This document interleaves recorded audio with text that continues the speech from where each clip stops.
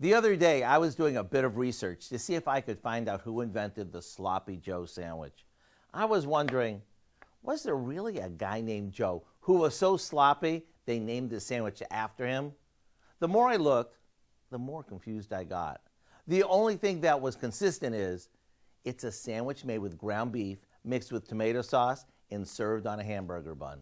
So to take this all-time classic to new heights, watch what we do. We start by sauteing some onions and peppers in a bit of vegetable oil until tender.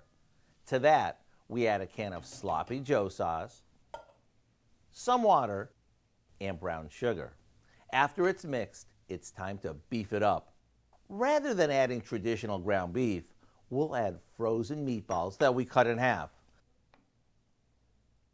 The meatballs make this a bit chunkier and gives you something to bite into, while the sauce brings back all those memories from your school cafeteria. When you serve this up in a roll, it's one of those recipes your family will want you to add to your weekly dinner routine. It's that good. To get the recipe for our Sloppy Joe Meatball Sandwiches, all you have to do is visit our website. Now, we may never know who the real Sloppy Joe was, but let me show you the way this was meant to be eaten.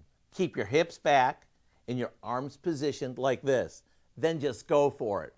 I'm Sloppy Howard in the Mr. Food Test Kitchen, where today we found a sloppy but tasty way for you to say, ooh, it's so good.